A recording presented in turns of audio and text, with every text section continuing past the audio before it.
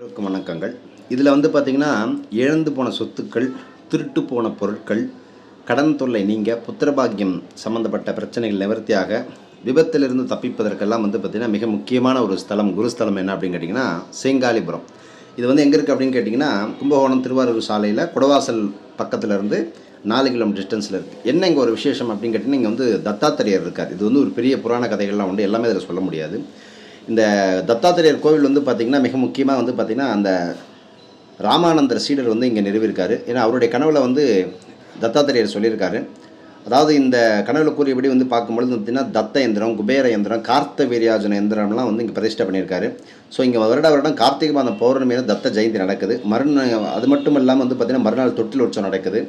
புத்திரபாக்கியம் இல்லாதவங்க தொட்டில் உற்சவத்தன்று இந்த தத்தாத்திரேயருக்கு வந்து பால் புகட்டி தொட்டில் இட்டு நீங்கள் பிரார்த்தனை பண்ணிக்கிட்டிங்கன்னா குழந்தை பிறக்கும், சந்தான பாக்கியம் அவசியம் கிட்டும், ஆண் வாரிசுகள் ஏற்படுத்தி இந்த கோயில் போய் வழிபடுங்க. தத்தப்பீடம்